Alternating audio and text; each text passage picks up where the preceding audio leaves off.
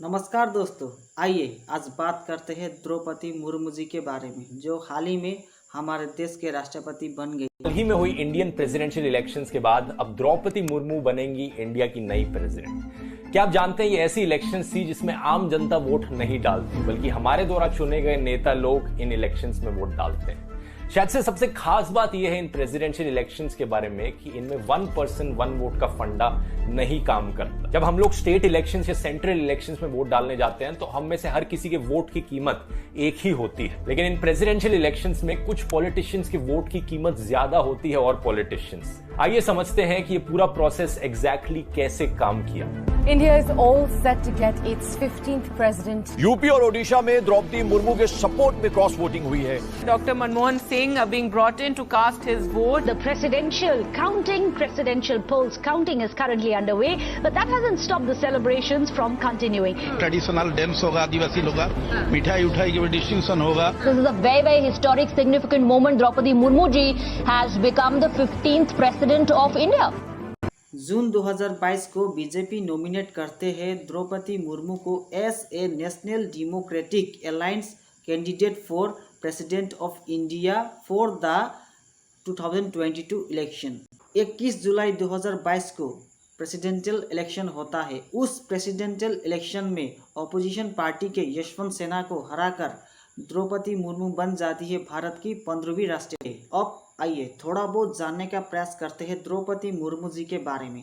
द्रौपदी जी का जन्म संताली ट्राइबल परिवार में हुआ था 20 जून 1958 को ओडिशा में। द्रौपदी मुर्मू जी ने शादी किया था श्याम चरण मुर्मू से, लेकिन 2014 में द्रौपदी मुर्मू जी का पति श्याम चरण मुर्मू जी का देहांत हो गया। द्रौपदी मुर्मू जी पॉलिटिकल पार्टी में आने से पहले वो एक स्कूल टीचर भी थी। द्रौपदी मुर्मू जी 18 मई 2015 को झारखंड के गवर्नर यानी कि राज्यपाल भी रही थी। आइए द्रौपदी मुर्मू जी का थोड़ा बहुत फैक्ट भी जानते हैं। द्रौपदी मुर्मू यंगेस्ट और भारत की पहली राष्ट्रपति बनी जो भारत स्वाधीन होने के बाद पैदा हुई थी।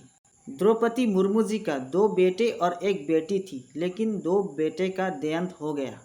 और द्रौपदी मुर्मू जी जब भारत की 15वीं राष्ट्रपति बनी तो उनके भैया क्या कहते हैं उनके बारे में, आइए जानते। हाँ, मेरे बड़े सिस्टर हैं। मतलब जब से चुनाव में भी 2 बार जीते थे, फिर एनएससी इलेक्शन में जीते रहा, टीचर भी थे, सेक्रेटरीट में भी नौकरी कर रहा था। उसी दिन से जब से और राजनीति में हो गया, बहुत सारा काम कर रहा था। ये एरिया के लिए डेवलपमेंट बहुत सब किया। आपका पूरा क्षेत्र जो है ये पूरा आदिवासी क्षेत्र है, ऐसे में लोगों का क्या प्रतिक्रिया क्या है, लोग क्या कह रहे हैं, कितने खुश है जो लोग मिलने जुलने के लिए? जो लोग मिलने जो वो तो हमेशा मिलते जुलते आता था। हम लोग पवार में था कि नहीं था तो भी हमेशा मिलते के लिए इतना खुश रहता था, और लोग बातचीत करने के लिए भी उनसे। द्रौपदी मुर्मू जी कौन से स्कूल में पढ़ती थी, आइए उस स्कूल का एक झलक देखते हैं।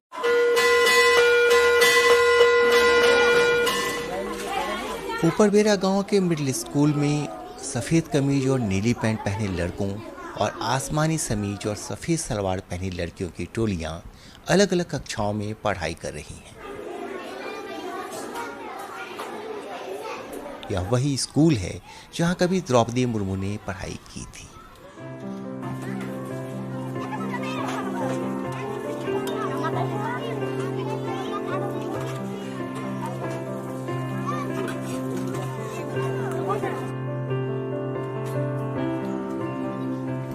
इस स्कूल के पिछले हिस्से में वे कमरे भी मौजूद हैं जिनकी छतें पहले खपरैल थीं, अब इन पर एस्बेस्टस की चादरें हैं।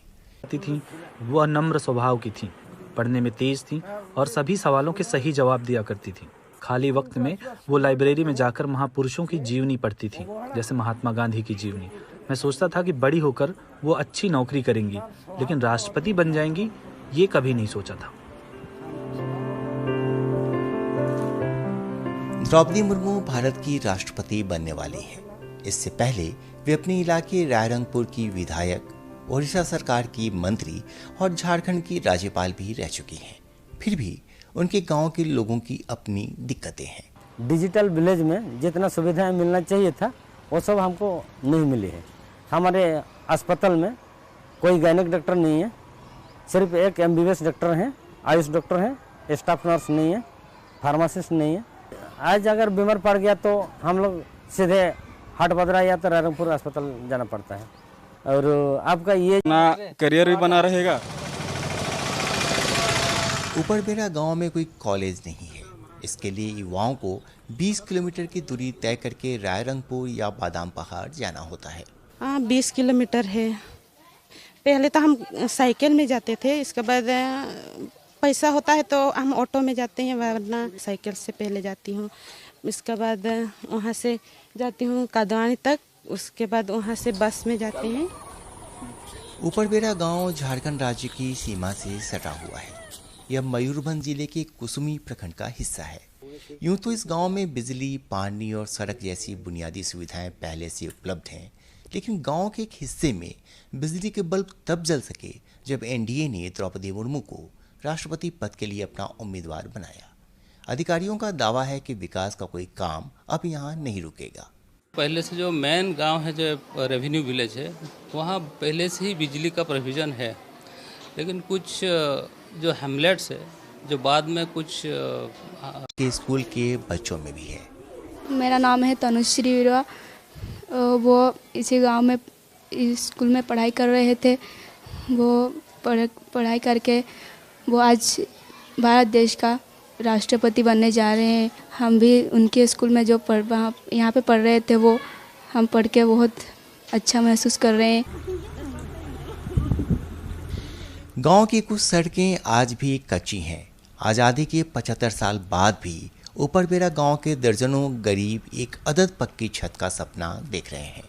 लोग द्रौपदी मुर्मू से बुनियादी सुविधाओं की उम्मीद पाले बैठे। अंत में मेरा ये वीडियो इन्फॉर्मेटिव लगा तो प्लीज़ लाइक, शेयर और सब्सक्राइब कर दीजिए।